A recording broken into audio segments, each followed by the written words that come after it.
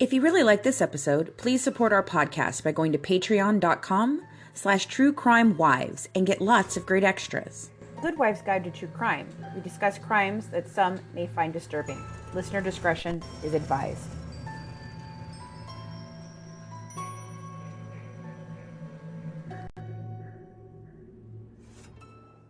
In the last two episodes, you've heard what the general public has heard about the Scott Peterson case and Colleen's plea for his innocence. Tonight, I'm going to present the things I believe really indicate that Scott is 100% guilty of the murder of his wife, Lacey, and unborn son, Connor. I'm not going to go over the whole timeline again or evaluate the trial. My case is built more on psychology and the behaviors of Scott himself.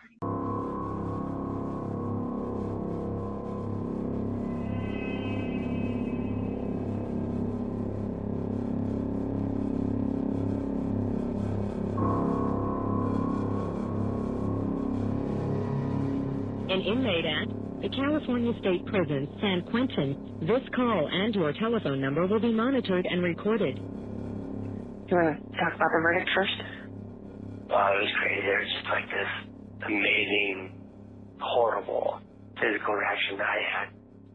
I couldn't feel my feet on the floor. I couldn't feel the chair I was sitting in.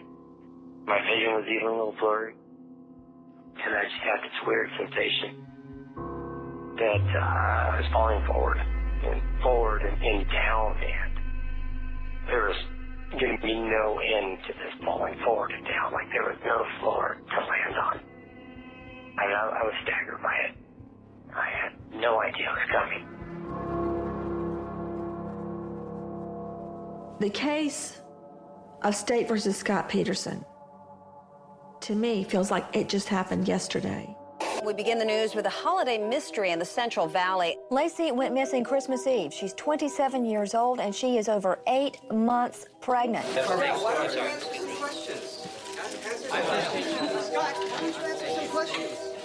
24/7 news is entertainment.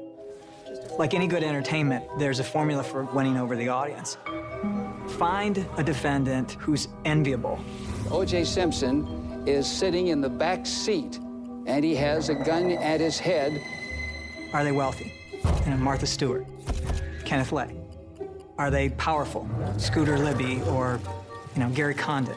Are they someone who depends on their popularity for their livelihood? Kobe Bryant. I'm innocent. Michael Jackson. The media has dissected and manipulated these allegations to reach their own conclusions. And probably most importantly, are they attractive? Or is the victim attractive? And, that's Scott Peterson and Lacey Peterson. The Peterson case has now taken on celebrity status. A story of sex, lies, so many lies, and yes, murder. Hey, Dan. Dan, you can see the press that is around here. There's quite the throng of people. He didn't look like he was grieving. They discovered there was another woman in his life. We did have a romantic relationship. Everybody likes an inspirational story, but what makes you tune in to watch a show day after day after day is because you're angry. To me, that was the formula. Find the defendant, Scott Lee Peterson, guilty of the crime of murder. With a great big smile on his face. Well, guess what, Scotty? San Quentin's your new home. And it's illegal to kill your wife and child in California. Hey folks, it's time to grab your glass of wine because Good Wives Fancy, Tori, Colleen, and Christina are about to serve up another true crime case.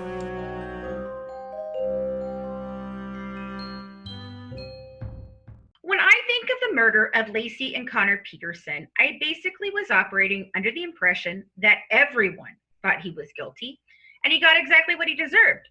I've discussed his case with people quite often, and not one person ever expressed doubt. So you have to understand my complete surprise when our team was discussing what cases we wanted to discuss on this podcast and over on our YouTube channel, Murder by Design, that Colleen would drop a bomb on us stating she thought he was innocent. I was honestly, literally, and I do mean literally, Tori, speechless, and that never happens. Since that day, it has boggled my mind because to me, it's so blatantly shut and closed that I just can't fathom her suggestion of innocence. I still believe he's guilty as the day is long. And honestly, though I question his sentencing to death, I agree with the fact he is where he belongs. So tonight, I'm going to give you the reasons why I have never questioned this case even one time. I'm like you. From the beginning, I never really questioned that if he was innocent or not. From what I saw, I believed he was guilty, and I just, like you, I thought everybody agreed with that. But I also never looked deeply into his case. So I wanted to hear everything that Colleen had to say, and now I'm going to listen to your side, and I'm going to look into things on both sides before I come to my final decision. All right, that's fair. I am in the majority that I also, from the beginning, thought he was absolutely guilty. But also, like Christina, I really didn't pay attention to the case very much. I didn't look into it very deep. So I did pay really close attention to everything Colleen had to say. And just so you know, she did bring up some points that I do want to look into further. Now, that does not mean she swayed me. That does not mean she changed my mind. But it does mean she brought up some things that make me want to look into this case a little bit more and make up my own decision. So you're not fighting to change my mind like she was. And I made it clear to her, I was like, you got your job cut out for you, just so you know. So you're not, you're not fighting to change my mind like she was, but you do have those little bit of not doubts that I have in my mind from listening to her, but those little things that have me questioning a little bit more of what I'm looking into that you'll be fighting against. I mean, I think she did a good job. I listened to some of it, and I think she did a good job of, like, putting some questions out there that I hadn't looked at myself, and I guess my contention or I guess where I'm sitting at this point is that I definitely still think he's guilty, and I think that what I'm going to present tonight really kind of solidified it for me even more when I did this research. But I do have questions about the death penalty for him. Now, I personally, I think we all agree that we believe in the death penalty, but there has to be pretty big circumstances surrounding it for us to say, yes, okay, he should be put to death. But I also believed for the longest time that I thought that the death penalty was warranted based on the fact of the death of the baby, and how that I felt that was kind of the kicker for why he got the death penalty. I don't know that if he just killed Lacey and she was just a wife that he killed, would he have gotten the death penalty? I'm not sure. So, I mean, and they've turned that over now, but I don't know if that happened recently, but I don't know if that has more to do with the fact that they really believe he shouldn't have the death penalty, or if it has more to do with the fact that, California really isn't putting anybody to death anymore because Newsom has put this, ban on the death penalty or moratorium on the death penalty for right now, so I don't know if that was truly, we totally see your point that he doesn't deserve the death penalty or not. That's just my thoughts on that. Don't go anywhere. The Good Wives will be right back. If you've been listening to our podcast for some time, then you've probably noticed that there's been some different changes going on. And that's because we've recently switched over to our new hosting platform using Buzzsprout. And we love it. It could not have been a smoother transition. Buzzsprout has made it super simple and gave us amazing features we weren't getting before. So if you've been thinking of hosting a podcast or you're looking for a new host, then we totally recommend giving Buzzsprout a try. Buzzsprout is hands down the easiest and best way to launch, promote, and track your podcast. Your show can be online and listed in all the major podcast directories like Apple, Spotify, Google, and even Pandora within minutes of finishing your recording. So join over 100,000 podcasters already using Buzzsprout to get their message out to the world. And if you follow the link in the show notes, that lets Buzzsprout know we sent you. And it helps you get a $20 Amazon gift card if you sign up for a paid plan. And it helps support our show.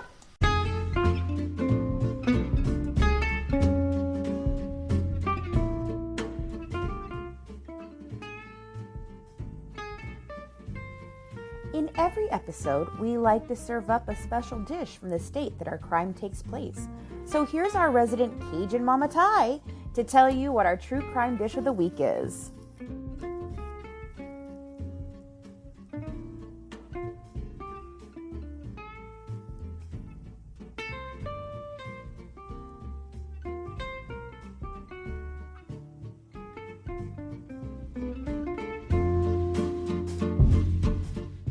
Hey guys, it's me, Cajun Mama Ty, and I am here back with another California favorite recipe.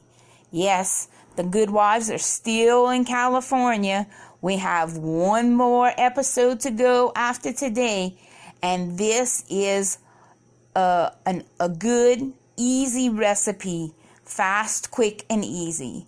So I have what's called a spicy curried sweet potato soup. It is very few ingredients, very few minutes to plan and get ready. 10-minute cooking time, 10-minute prep time, and it's easy to do. So let's go ahead and head back to the Good Wives as we listen to them debate on the Scott Peterson case, and we head back in a few minutes to hear our California curry sweet potato soup.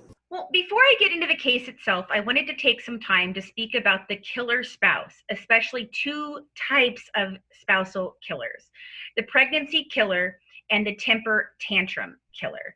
In my research, I found an incredible book that discussed these types of killers called Till Death Do Us Part: Love, Marriage, and the Mind of the Killer Spouse.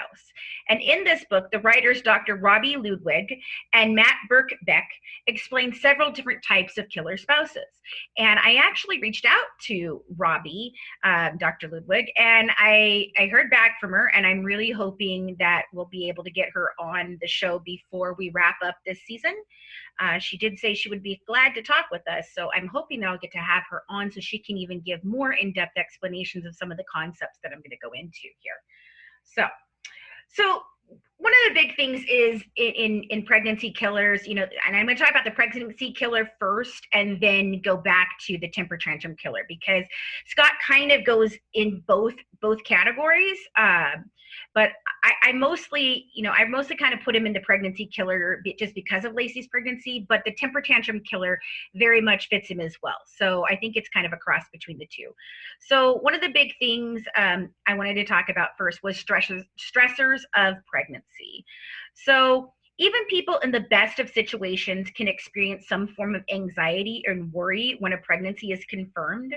TVs, movies, and media tend to romanticize pregnancy. They make it seem like a child fixes any problem and only perfect couples enter into parenthood. Now, occasionally, they will show a more truthful depiction of the times when pregnancy is not what the individuals plan and what that brings with it. But a lot of times I find that those are comedies. They're not serious pieces, unless you're talking about like teen pregnancy, and then, that's a whole different thing.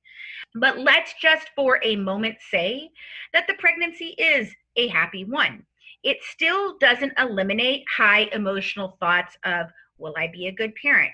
Are we stable enough financially to support this baby? What if I turn out to be like my parents? What if I'm not as good as my parents? And the big one is, mostly for guys, like, what if my life is over? So according to Dr. Ludwig, oftentimes pregnancy can bring up insecurities or problems one has with their own parents. And so that it plays into it too. In the case of Scott Peterson, a plausible thought to evaluate is the one of, what if my life is over? Scott was a sociable guy. He enjoyed flashy material things and showing off the hot woman on his arm, the big house, the ideal marriage. And though he may have originally expressed his excitement over having a son, as the time got closer, it showed that he wasn't ready to be done with his pleasures of life, and a pregnant wife didn't fit into those pleasures. Everyone, no matter when they decide to have a baby, is not ready. I once told a friend that kept saying, well, we just aren't financially ready, or it's not a good time, that she was never going to be ready no matter how much she prepared or made as a salary or had a big enough vehicle or house, etc. So if she really wanted to have children, she should just go for it. She didn't heed my advice and regretted it later when it proved hard to have her only child and she was unable to have any more because she had waited too long. She called me crying and said she should have listened to me because I was right. They weren't ready when they had baby number 1, but they figured it out. But sadly, there would be no baby number 2. So financial burdens often hit the male partner more than the female, because though we've come so far as a society in equal rights, the men are still often looked at as breadwinners and the women are the caregivers. And it's kind of in our nature. So men are more affected by losing their freedom. It's why so many men desert and women are left raising children alone. But in the case of pregnancy killers, the idea of leaving the family is failure and they choose other options. According to a study published in the Journal of American Medical Association, pregnant women are more likely to die of homicide than any other cause. So one of the scariest things about this is these men who commit these types of murders rarely exhibit any warning signs. According to Dr. Ludwig, these type of killers often do not fit any particular forensic profile, crossing all racial barriers and economic classes. So while Scott could absolutely fall under the heading of a pregnancy killer, he more likely is what is called a temper tantrum killer, with just a few pieces of pregnancy killer tendencies. The temper tantrum killer is a person who never quite matured past a world that revolved around them.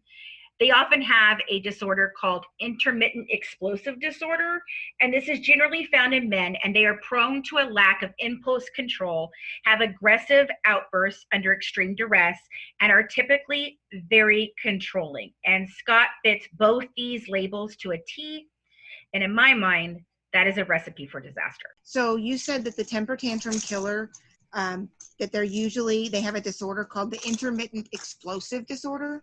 Yeah. So is that something they're diagnosed with ahead of time with something, and that they've noticed that this is something in common, or is this something assumed after the fact, after they've been incarcerated and talked with psychologists, psychiatrists? And what leads to that particular diagnosis? What are some of the, you did list lack of impulse control, aggressive outbursts, controlling. Now, I have an ex that fits those 3, but I don't know that he necessarily would have intermittent explosive disorder.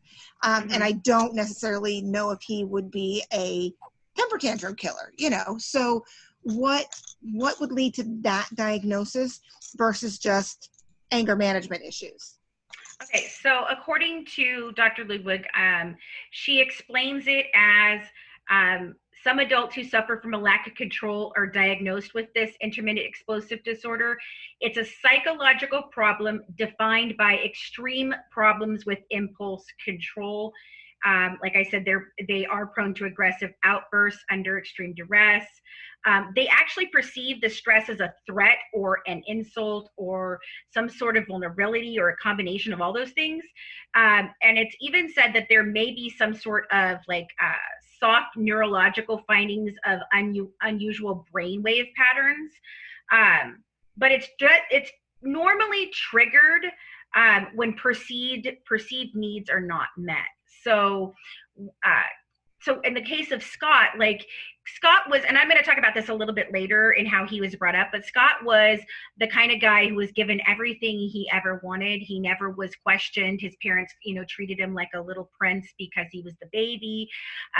So he grew up believing that the world is all about him. And that's one of the things that she even said is these are people who never developed past that.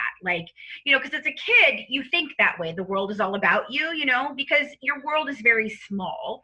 But as we get older, we become more aware that the world really isn't at all about you. And it's really kind of, you're the small piece in this whole big thing, right? But these are people that genuinely have never moved past that. I don't know, I don't know. Let me see if I can see here. It's basically that they've acquired experiences early in life when bad behaviors were tolerated, and these behaviors continue into adulthood. So it's not necessarily something that they were may not have been diagnosed with before, but when they're talking about it, what they do is they're not evaluating the actual like murder, but the type of person and the type of things that this person exhibits leading up to this murder, if that makes any more sense. Did I answer your question good enough? Yeah, I think you did. Okay. I have a question also relating.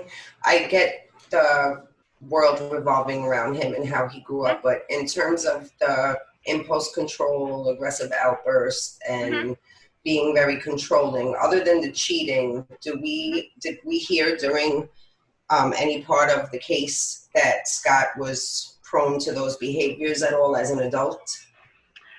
I know that he had some impulse control with, like you said, besides just cheating, but with sexual impulses in general, I believe. Oh yes, all the porn. Yes. Right. Okay, the porn. Right, and then also, you know, he did seem like he was a very controlling person of Lacey. You know, he kind of just wanted, you know, her to be home and taking care of him. And I'm going to get into why the baby poses a threat to him in a little bit here. So, and I do know that there were some outbursts of things that happened, but I can't recall exactly. I'd have to look them up, and perhaps, you know, that's something that our viewers would be interested in going and looking up, you know, is if there was some specific concrete stuff about him being. Now, Dr. Lidwood does talk about a little bit of it, and she goes through the case. So there are some things that I'll be speaking about specifically. So. Don't go anywhere. The Good Wives will be right back. This episode has been sponsored by the Oliphant Institute. The Good Wives have been actively taking criminal justice courses at Oliphant Institute. Our good friend Stephen David Lampley, who is one of our regular guests on our YouTube channel Murder by Design, is a 24-year retired SVU detective and the founder of the Institute. Stephen himself teaches each class, and they are no longer than an hour. They're super informative and very interesting, and you can't beat the price as each class only costs $20. If you're interested in learning more about serial killers, human decomposition, and many other criminal justice topics, but don't really care about a degree, then the Oliphant Institute is the right place for you. Head on over to oliphantinstitute.com. That's OLIPHANT institute.com and get registered for a class today.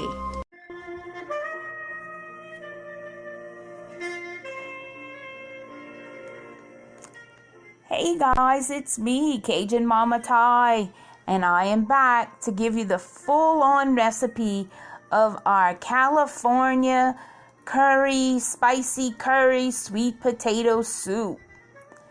So we're going to go ahead and we're going to start with the ingredients. We want to get 3 large sweet potatoes, peeled and chopped. We need 2 cups of beef broth.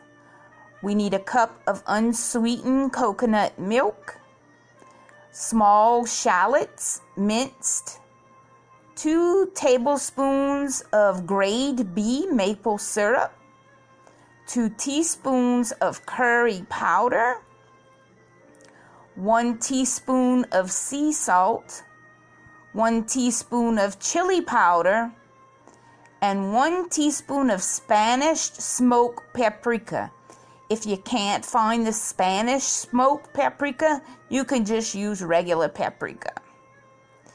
So what we're going to do is we're going to combine the sweet potatoes and the beef broth in a pot. We want to cook it over a medium heat until the sweet potatoes are tender. Usually takes about 10 to 15 minutes. Then you want to smash the potatoes into the broth using a potato smasher. Once that is done, you want to mix in the coconut milk, the shallots, the maple syrup, the curry powder, the sea salt, the chili, the paprika. Mix that all together into the sweet potato mixture. Cook and stir until the heat is all the way through.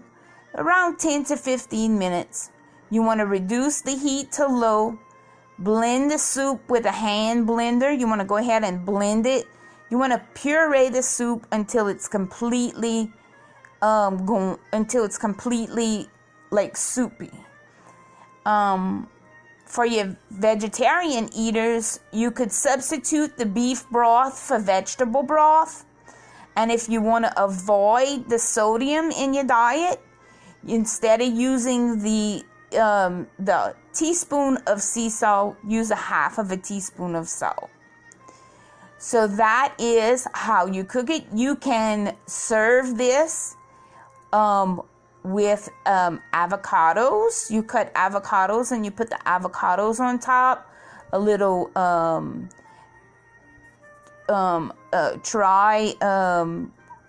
curry. You can put a little bit of more curry powder on it if you like the curry powder taste. But it is a sweet potato soup, and it is very delicious. It is good. You can even put some little bay leaves in it to give it that extra flavor. And that's it. And enjoy your soup. Let's head back to the Good Wives as they continue talking about the Scott Peterson case. We'll be back. If by any chance you guys have any recipes or are interested in sending any French words you'd like to know about, please drop me a line at my email address, which is CajunMamaTie, CajunMommaTie @gmail.com. You can also go on to our Patreon account. You will find all the recipes that I cover on all our podcasts are there, as well as my email address, so that you can come on and send me emails and let me know how I'm doing, and let me know if there's anything that you guys want to know about. See you later, and let's head back to the Good Wives.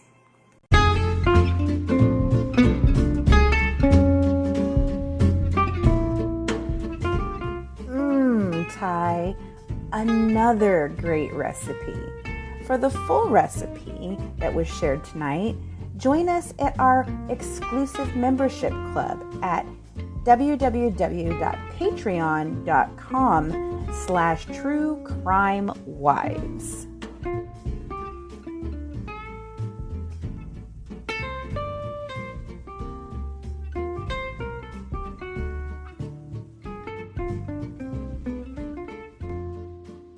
So on the exterior, Scott and Lacey appeared to be a perfect couple.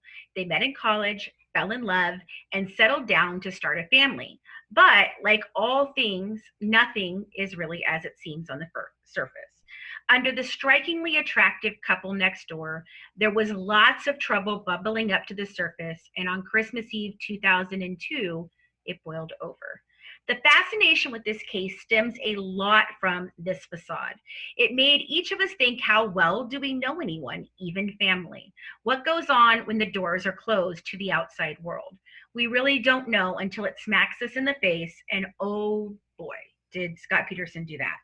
And, you know, I think about that all the time. Like, you never really know what's going on.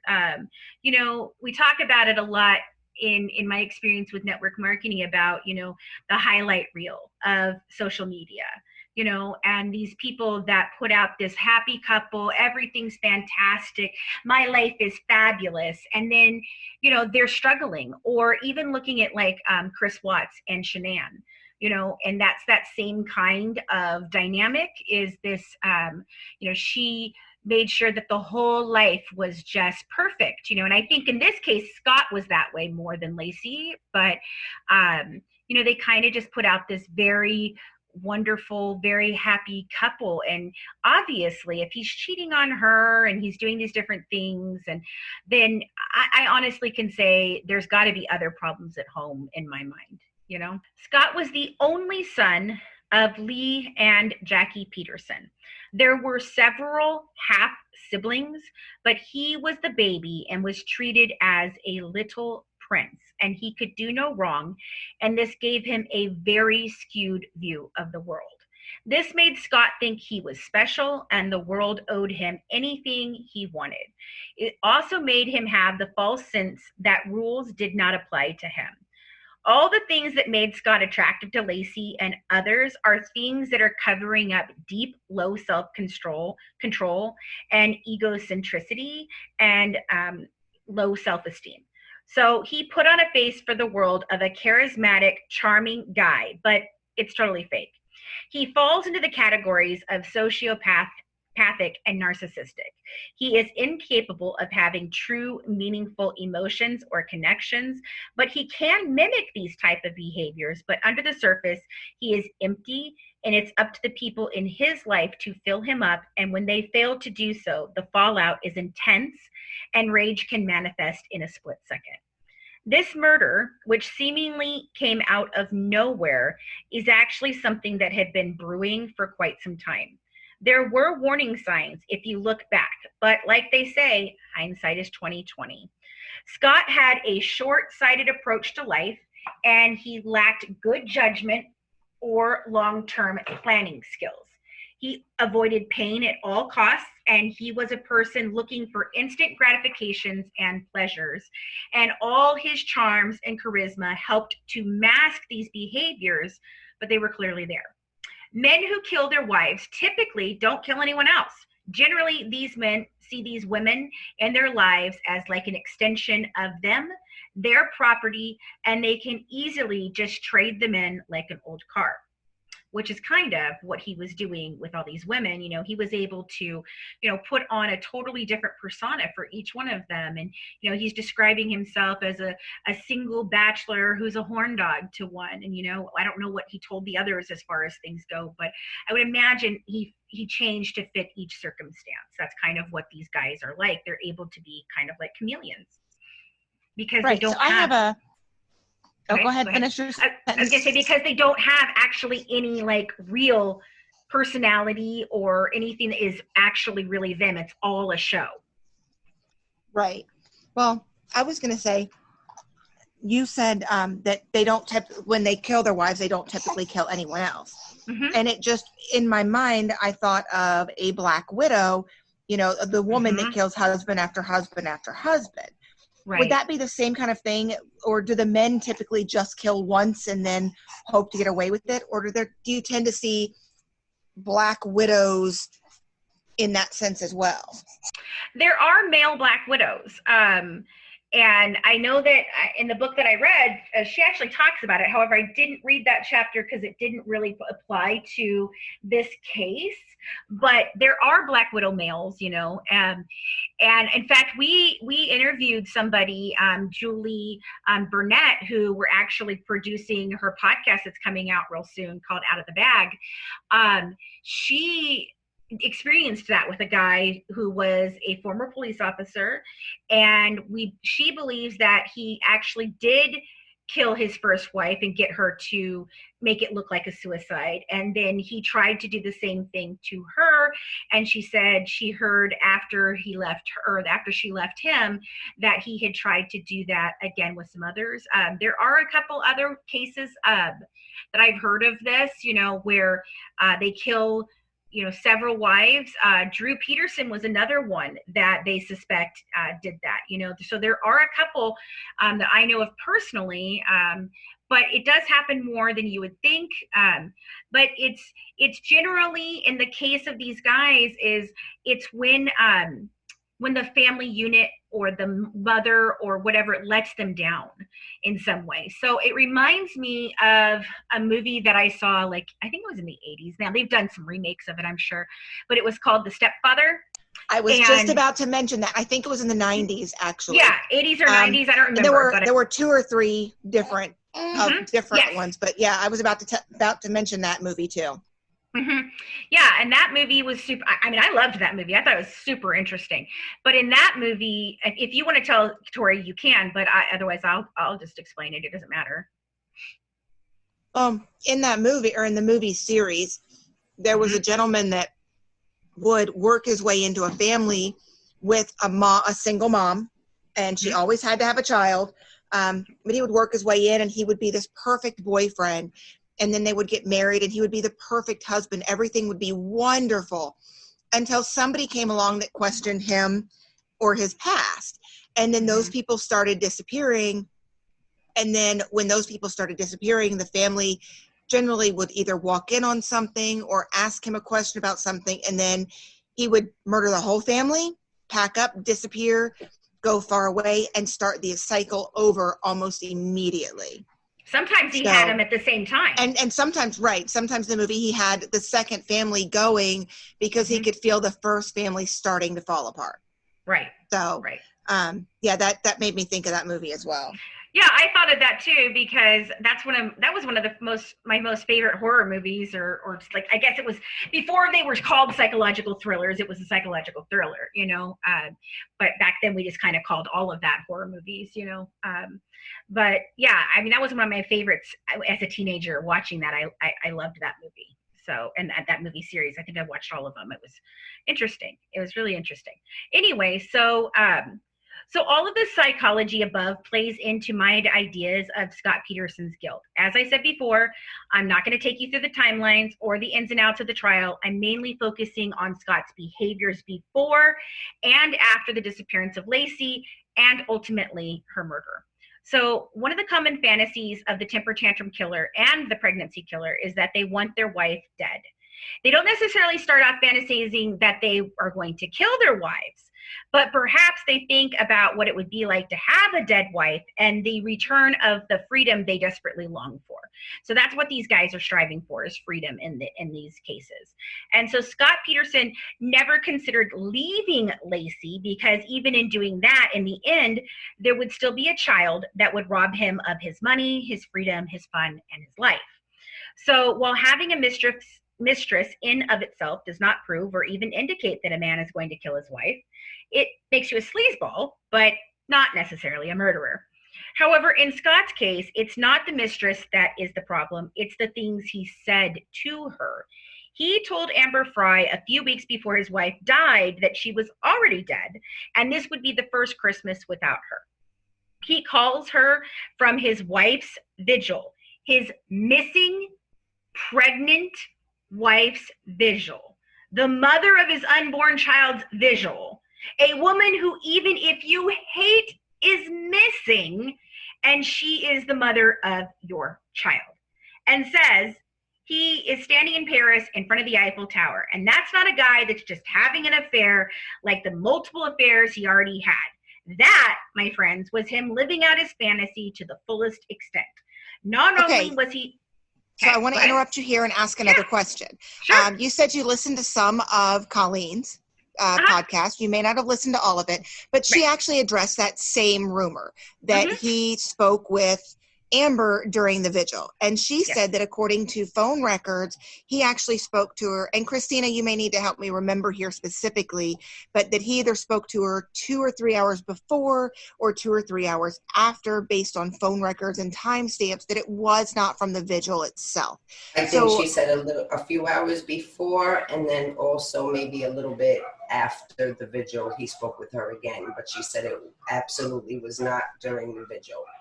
Right. So that my question is, where are you finding the information? And I questioned her the same way, but where did you find the information that it was actually during the vigil?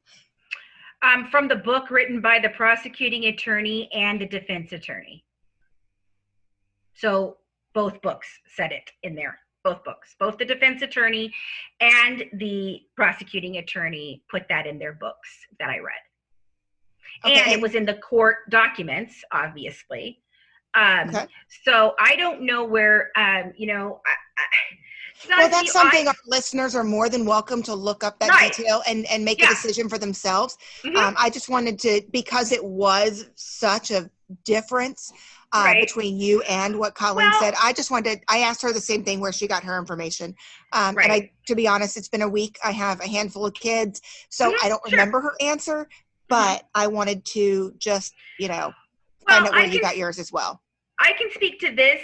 Let's just say, let's give Colleen the benefit of the doubt, and that she has some sort of, evidence that shows that it was before or after. it's still on the day that his wife's visual is happening, and he's talking to her before the visual and after the visual. Like, that's still in my mind really awful. And the main point of this isn't even the timeline of when he had this conversation with her. It is more of the fact that he is able to make up such a large lie, you know, and oh, I'm standing in front of the Eiffel Tower, and he lays it on thick with her. It's so beautiful, honey. I wish you were here with me. I can't wait to bring you here. While even if, like you're saying, if Colleen is correct, it was before or after, I don't care which one, or both, then it's still the same idea that this is something that he is able to do and do very well. And he gives no care about this fact that his wife is missing or that there is a vigil happening for his wife, because he's more interested in impressing his new girlfriend. You know? Right, and I get that, and I I said, I'm not going to state my opinion on that myself, because that's for our listeners to make up their own thoughts. But I was just questioning because it was so different. I just wanted to hear where you got your information as well. That's all. Sure. But like I said, I think mine is more about the psychological aspect and the lying than anything else. So that's the biggest thing. Absolutely, I understand that. Yeah. So what I was saying is, this is not a guy that's just like having an affair. This is like, you know, him actually living out his fantasy to the fullest extent. So not only was he free from responsibilities, he had a beautiful young girl to care for him during his grieving hour. He was being paid the attention he felt he deserved and knew Lacey would not be able to give him once Connor came along. So he felt like he was actually falling out of Lacey's grace, you know, because she had already started showing different things of, you know, putting the baby first, you know, and she can't come and do these different things. She can't run these errands or do this. Maybe you have to walk the dog because I can't do it anymore. Which supposedly, you know, she wasn't able to walk the dog anymore. So by the fact that he said that she was walking the dog was suspect in itself. But these things played into him believing that in some way this baby was going to replace him. And that this baby was going to take away the absolute adoration that he loves about, you know, that was attractive in Lacey, was that she adored him, and she, you know, she loved him, and she hung on his every word, and he did all kinds of little things to get her into that. Like, you know, he's sending her love letters in college, and they were just so thoughtful and caring. And so he really was beginning to feel like she was going to push him aside. Don't go anywhere. The Good Wives will be right back. So you often hear and see us good wives sipping a glass of wine. And one of our favorite wine clubs is California Wine Club. California Wine Club only works with small wineries, and they hand select 2 bottles of wine each month and ship them straight to your door. Now you don't even have to go to the liquor store to have a sip of bubbly with us. How cool is that? We absolutely love hearing from our listeners, and we'd like to invite you to send us a question for us to answer or a case you'd like us to cover. You can drop us an email at goodwivesdish@gmail.com, and we might feature it in one of our next episodes and give you a shout out. Right now, we are also hosting our #LoveWins Scholarship Fund. If you're a college-age student who would like to enter, send us a 30-second video telling us about how you lead with love. Email your entry to us with a little bio about yourself and your educational goals. And if you'd like to learn more about our #LoveWins campaign for peace, merchandise, or donation details, go check out our informational video on youtube.com/murderbydesign. We look forward to hearing from you. It's always the parents' fault. And, you know, I want to get into that. Like, it's always, whenever you talk about psychology, what does it do? It always goes back to, well, what was your childhood like? Or what was your mom like? You know, or did your father make you feel this way? Or your mother do this? It always goes back to that. But the reason for that is because a lot of our adult things that are our idiosyncrasies and neuropathies come from the childhood and how that person was raised. And I'm not saying that's an excuse. I'm simply saying in this instance, it actually plays into the very type of person that he is. And in this instance, I'm not quite sure whether he was, a sociopath because he grew up this way, or if he was just born a sociopath. But if he was just born a sociopath, his parents didn't help that situation in any shape or form. So, but much of Scott's frustration was that the baby was changing not only his life, but the way his partner was behaving. As Lacey neared the end of her pregnancy, she began to be less forgiving of Scott's little indiscretions and idiosyncrasies. She was becoming more demanding that he help her get ready for a baby that he wasn't all that gung-ho about in the first place. Connor hadn't even arrived yet, and he was slowly becoming less the center of her universe, and he was unprepared to deal with that. He felt a noose tightening around his neck that made him feel that his life as he knew it and desperately was trying to achieve was dying. So Scott being the youngest meant that he never had to deal with a pregnancy in his family.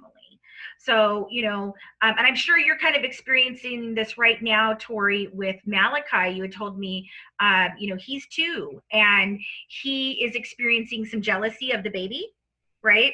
Oh, absolutely. Mm-hmm. Like, he won't share me. I am only his mom. I'm not even the baby's mom. Mm-hmm. And the baby is only his brother. He won't share the baby with anybody else. He keeps telling me I'll pick him up to feed him, and it's put babe Rome down right now. Mm-hmm. And it's because he wants to sit in my lap. Pick me up, Mom, right now. Right. Right. And he's not typically, he's not a bratty. I'm no, one of those moms that if my kid is a brat, I'll tell you in a heartbeat, dude, you're being a brat, Right. I don't coddle my kids in any way like that, but he's very much showing kind of that attitude right now because he was the baby for 2 years. He was the youngest. Right. There is a 9-year age difference between him and his closest sibling. And I would assume before the baby. I would even assume that even the closest sibling that's 9 years older is experiencing some amount of jealousy on both of these because absolutely. She was the baby for, 9 years. Right. She was the baby.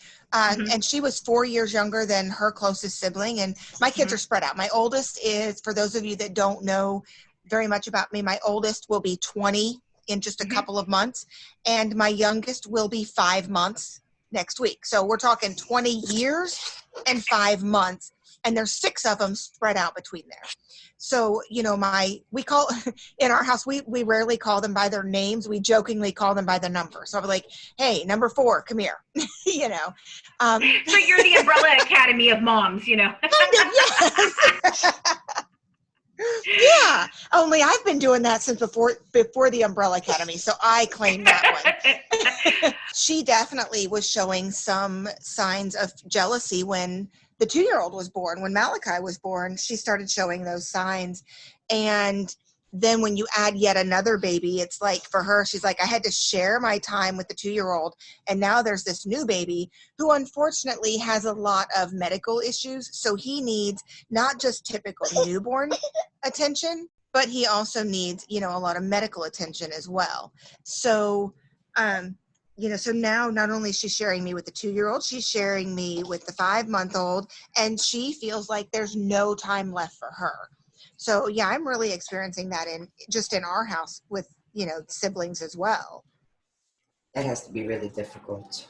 I just have one, and my son is 22, so I didn't have to deal with that in terms of having any other kids. He has 2 brothers on his dad's side, but he didn't really grow up in the house with them, so he didn't really experience that. If anything, he has the opposite, where he's used to being the only child, so he doesn't really have to wait for things like he would have if his siblings lived in the house with him.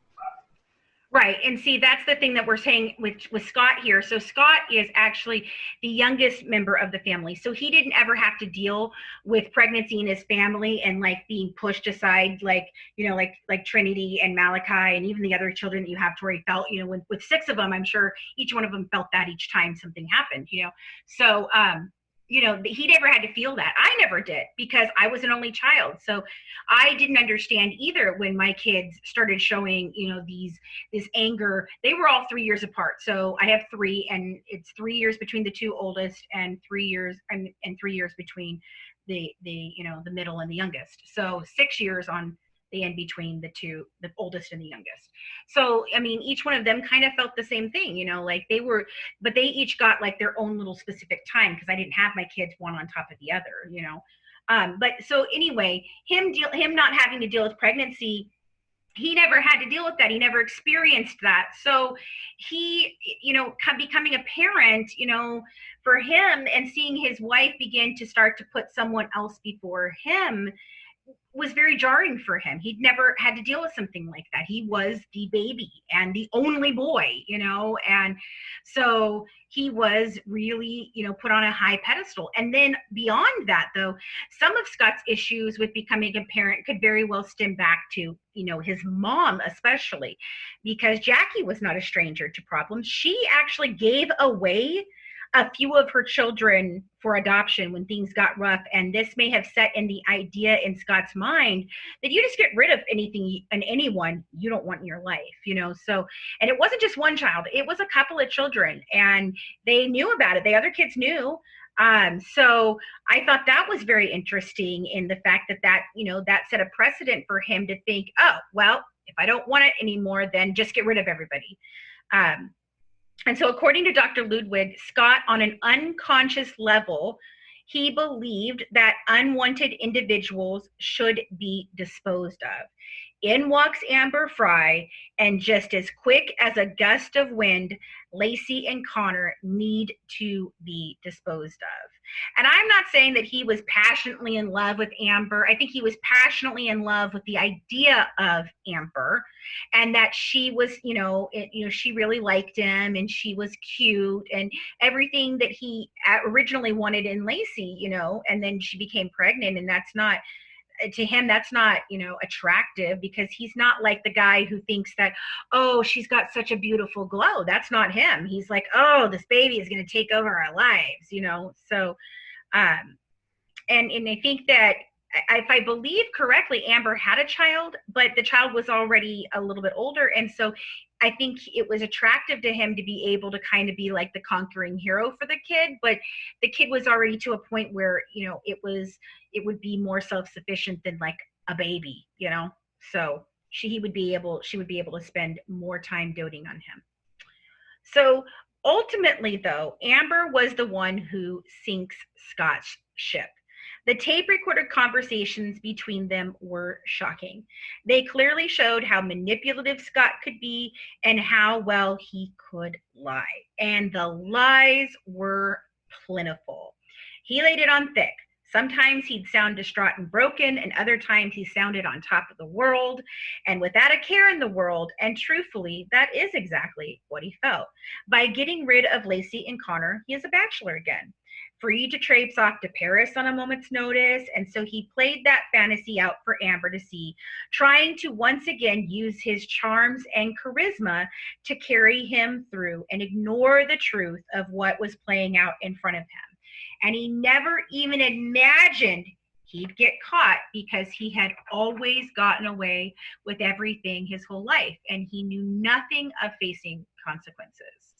So he put on the face of the distraught husband, but his emotions were fake and blatantly inappropriate. His story never added up, and it changed as he became more and more trapped in it. But you can't escape your own behaviors, and Scott's were incredibly bizarre. So Scott's major concerns were not Lacey, Detective Al Brocchini said in a previous interview with People. His major concerns were his car door hitting his other car door in the driveway, or me taking a picture of this boat in his shop, or getting a receipt for the pink slipper and sunglasses the tracking dog people used for Lacey's scent.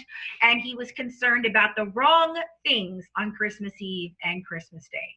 His lies were not only to escape prosecution, but to create a fake sense of relief in himself. he didn't mean to kill Lacey. I do believe that. I don't think he actually meant to kill Lacey. Like, I don't think he set out to just do it.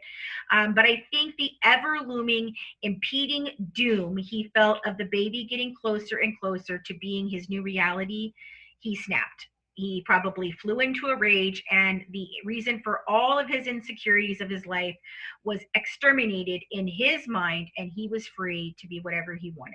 He didn't think of Connor in this because in his mind, Connor wasn't even a thing yet. He hadn't breathed life. He hadn't become a real human.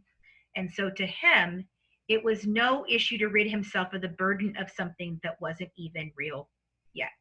So I've obviously made my point that much of what I'm basing my beliefs about this case on is not emotion or questionable timelines or inaccurate eyewitness accounts. All of those things are readily available, and depending on what way you look at it, they can prove or disprove just about any theory you present on either side of the fence. My basis for this comes down to psychological and behavioral facts that, when evaluated, leave little to speculation. These are textbook psychological and behavioral occurrences. The lying and Scott's actions play a big part in the truth. So there was an overwhelming amount of lies and strange behavior. And so, one of the things was, thinking about this, I thought this was kind of funny. I'm going to say it in a funny way. So I did not have sex with that woman. This wasn't a lie that worked very well for Bill Clinton, and it didn't fare any better for Scott. So while having an adulterous relationship, again, I said it's not always a recipe for murder, but in some cases it is. However, my basis for bringing this up is less about the affair and instead, as I stated before, the lies he told. And it's not just that he lied, it's with the ease in which he lied. Now, my counterpart, Colleen, told you that he didn't lie about anything when it came to the murder. But how do we know that? We don't. He could have lied about any number of things. Where he was, what he planned when telling Amber his wife was dead and he was spending his first Christmas alone, whether Lacey actually knew about the boat that he had.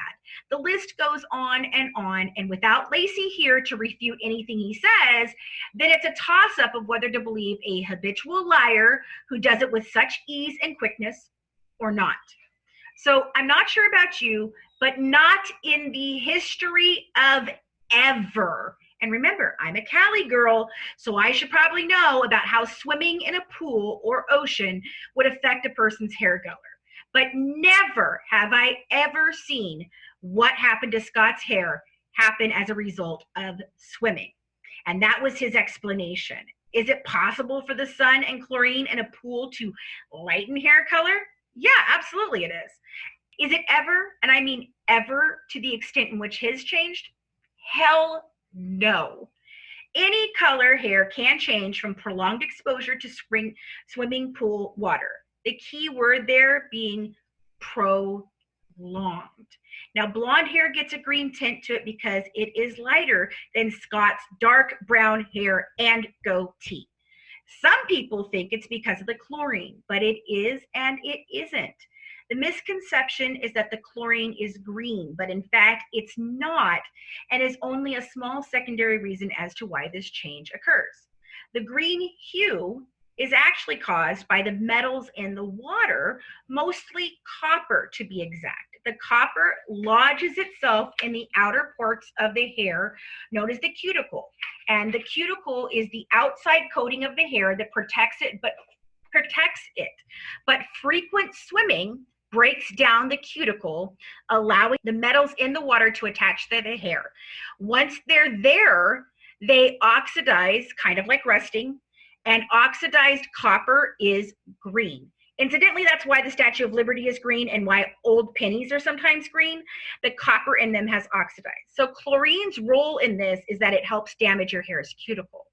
So after a swim in chlorinated water, most people's hair looks very dull and dry. This is usually due to the removal of oils that coat the hair to give it a shiny look. And certainly chlorine is a very powerful remover of hair lipids.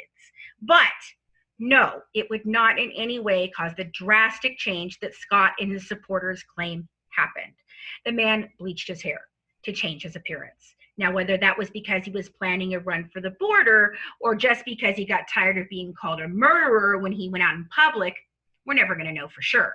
But it does look with the rest of the psychological factors presented here as pretty compelling. And again, it highlights the lies he thinks he can tell, and people will just believe him. I do want to interject here and say, like, my hair, okay, I need to update it. We're in the middle of a pandemic, but my hair is purple and gray right now, but purple. So, and I read somewhere, actually fairly recently, that when you see women that change their hair color, you know, whether it's to go from blonde to brown or dirty blonde to, you know, a platinum blonde, that they're usually, it's because of something in their life that they're unhappy with, that they want to change and just can't. And so they change their hair color. You know, and that the more drastic the change, the more drastic that trauma or that something is in their life that they're really trying to run from. Absolutely. And I could say that that definitely could be a reason. It could have been a reason. It also could have been a reason that he was going to, you know, run for the border, as I'm going to put out here in a few minutes. But my main point is he told everyone it was because of exposed, you know, long periods of exposure to pool water. And there is no world in which we live in that pool water would do to his hair and his beard, his little goatee, what it did. There's just no world. That doesn't exist. It doesn't exist. And if I'm wrong, if there are hairdressers out there listening to me and I am wrong, please let me know. But I did get this from a scientific journal. I looked it up to see about how logical this could be. And I found this information, and this is what I'm going by. So, you know, it is a scientific fact of what happens to different types of hair when they're exposed to, you know, pool water or extreme amounts of sunlight in pool water, but never, his hair might have lightened a few shades down to like a dirty blonde or even gotten dull where it wasn't shiny anymore or anything, but never would it go to bleach blonde. And that his hair was almost white. Like, that's how blonde his hair was. And you cannot tell me that that's from swimming. I'm sorry. I've swum a lot in my life, and I have red hair, which has a brown tint to it. That has never happened to me, ever. Not ever. So anyway, moving on. To talk about him, you know, so on April 18th, 2003, Scott was arrested, and the contents of his car were suspicious at best. Again, the defense wants us to believe it's all some strange coincidence, but I just don't believe that at all. 3 days prior to Scott's arrest, Lacey and Connor's bodies washed up on the shore in the San Francisco Bay. When he was pulled over, he told the police that he was heading out to golf with his father and brother. However, no golf clubs were found in the car. And I'm sorry, if my missing wife, after 6 months, and my baby were just found dead in the San Francisco Bay, I don't think that I would be heading out for a lovely day of golfing with my brother and my father. Just saying. I don't know. Anyway, what was found in the car was beyond suspicious. There were 4 cell phones, $350 worth of newly purchased camping gear, including a water purifier and a tent, 10 Viagra, and 200 sleeping pills, $15,000 in cash, tons of credit cards, and not just his, but both some from his mother and his sister, both his ID and that of his half-brother John, 6 pairs of shoes, enough socks and underwear for weeks, a wardrobe that would last a long time, a Mercedes-Benz handgun registered to his mother, a dagger, 15 laminated missing person flyers for Lacey, a map to Amber's workplace, bags packed full of toiletries, binders from his work, a diving mask and snorkel, binoculars, a small hatchet, switchblades and razor blades, a shovel, work gloves, and a picture of him and his wife from happier times, and a partridge in a pear tree. No, but that's a lot of shit in your car if you're not planning to, I don't know, take a drive somewhere so that you can't be arrested. Just saying. In addition, I'm lucky to have $20 cash in my car. Exactly. Thank you. There's days that I'm, picking up change to go put gas in my car, but $15,000 in cash, my God.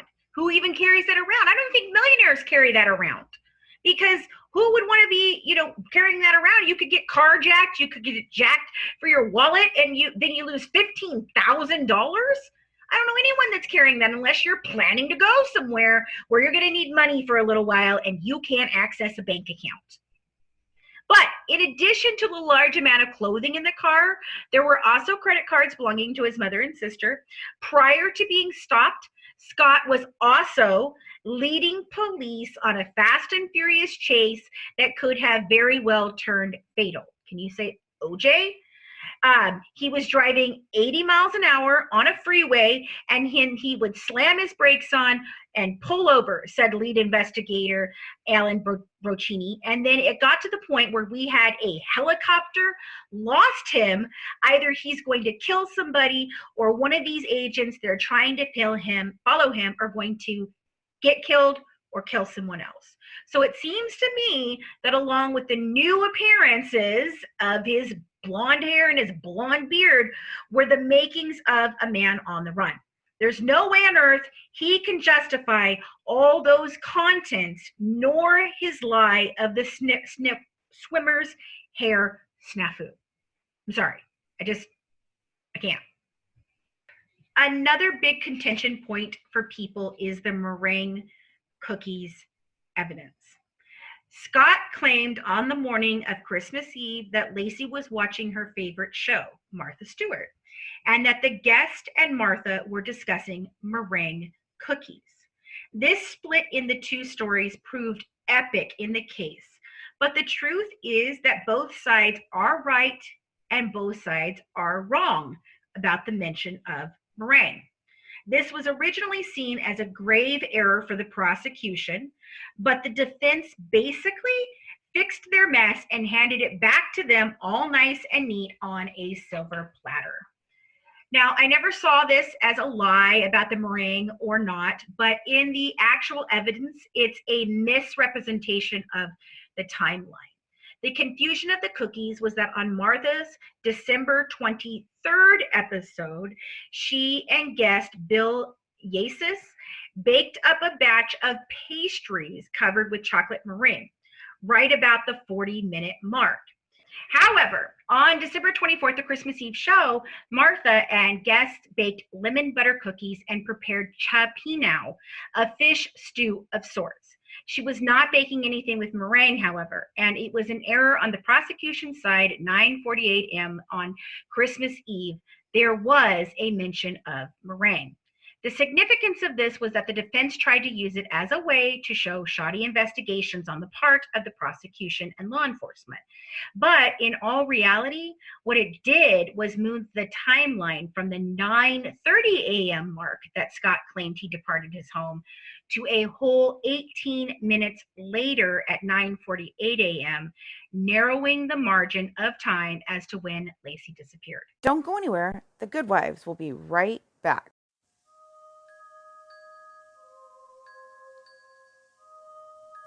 Every great podcast needs a great website. Currently, our mother company, Mad Ginger Entertainment, is building their website using Bluehost. Bluehost is one of the best and most affordable web hosting platforms available. Plans start as low as $2.95 a month, and you can even integrate it with WordPress. So if you need your own website or affordable web hosting, grab our discount link in the description and get your podcast a bigger presence online at low costs.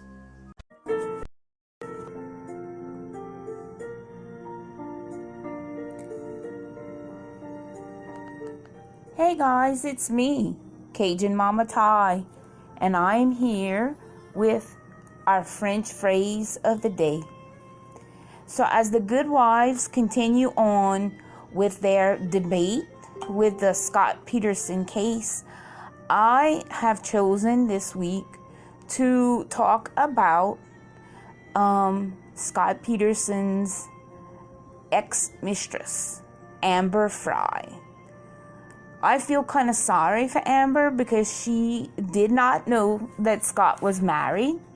Amber's name is Amber Dawn Frey. She was the mistress of Scott Peterson, who is currently on death row.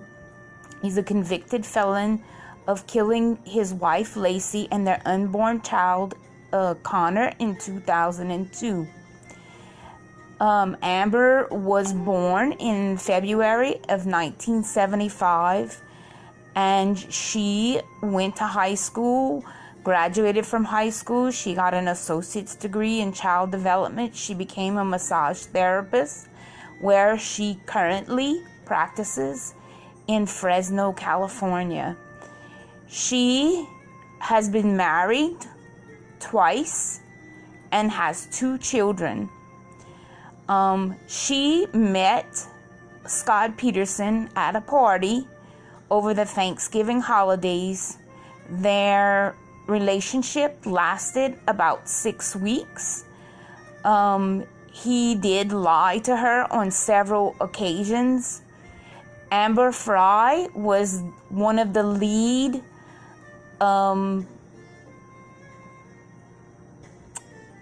people who helped in prosecuting Scott Peterson. She testified on the prosecution's behalf, and she really did a good job. And today I have my words for her. She was a mistress with a broken heart because she truly loved Scott. So she is maîtresse au cœur brûlé. That is Amber Frey, a mistress with a broken heart. Maîtresse au cœur brûlé. That's the French word of the day. Let's head back to the Good Wives as they continue on debating about Scott Peterson's innocence or guilty. And I'll be back with my recipe, and we'll see y'all then. So I've given you a lot to ponder in this episode, and I'd like to leave you with one last thought before you come back next week for our season finale and find out how you can win a special gift from the Good Wives for telling us your thoughts on the verdict of Scotty P. This is from a crime show that my team and I, especially Tori, have been working on for some time called Sens. Funny enough, it's our defense attorney's opening statement in our trial. It's a bit of a sleazeball who dons a false Southern lawyer accent that you clearly tell is fake from a mile away. But man, if this little passage didn't sum up this case. So, the prosecution's case, and this is I'm reading from our script now, guys. The prosecution's case reminds me of a friend of mine, a lawyer who needed a new suit for court. And so he went to the store and told his salesman, I got me a case coming up and I need to look my best. The salesman said, no problem, and brought him a fine pair of pants. My friend put them on, said, handsome pants, but they're just a tad long. Nonsense, the salesman said. Just put your hand here and pull them up a tad. But, the salesman brought out a shirt, jacket, tie, all beautiful pieces, but everything just a little off. Kept saying, oh, just bend your shoulders back a little more, and oh, just slouch a tad bit more. So my friend bought the suit and went to court all twisted up, and the jury listened. And you know what they said? They said, oh, look how he's standing. Was he in a wreck? But ain't that just the most beautiful suit? Over the course of the trial, he lost, by the way. You'll see that the prosecution's case is like my friend's suit. Nothing fits, but it looks damn good if you stand just right. So the same could be said for the defense side of the Peterson case. Sure, if you slapped an oversized suit on Scott and twisted and contort the truth and ask him to stand just the right way, you might be able to convince a few people, Colleen, he's innocent. But in all reality, when you strip away all the antics and you look at the very basics of the case, the psychological aspects, the motives, the lies, the suspect, and the victims, it all becomes crystal clear that Scott Peterson is guilty. And whether he deserves the death penalty or not is a conversation for a different day. No questions. I'm very glad you mentioned the meringue situation, though, because that was a big issue I had. It was a big timing. Issue. And it actually ended up screwing them. If they had never really brought it up, it wouldn't have been a big issue. Yeah, that's a big difference in that timeline. 18 minutes. Yep. And Colleen, I think, said something about the fact that he said 9:30 to 10. He didn't. He said 9:30. He said 9:30. And that is 18 minutes is a big deal. I could be wrong. If I'm not mistaken, there was also a phone call at 10:08 a.m., which placed him really close to the house. Yes. Which cuts the timeline even shorter. Right. I'm sorry. I don't see it. I don't see what she sees. Thanks so much for tuning in and dishing true crime with the Good Wives. Don't forget to join our Patreon member club to get the full recipe shared tonight, inside documents and pictures from the case, bonus mini podcast episodes, live YouTube discussion, and an exclusive invitation to our discussion group on Facebook, and get some amazing Good Wives merch. Follow us on Twitter and Instagram at True Crime Wives. And for more inside information, check us out on YouTube at Murder by Design, where we're currently talking about a few different true crime cases, from bullying murders to serial killers. We dish it all. Have a good one from the Good Wives, serving up true crime, one dish at a time.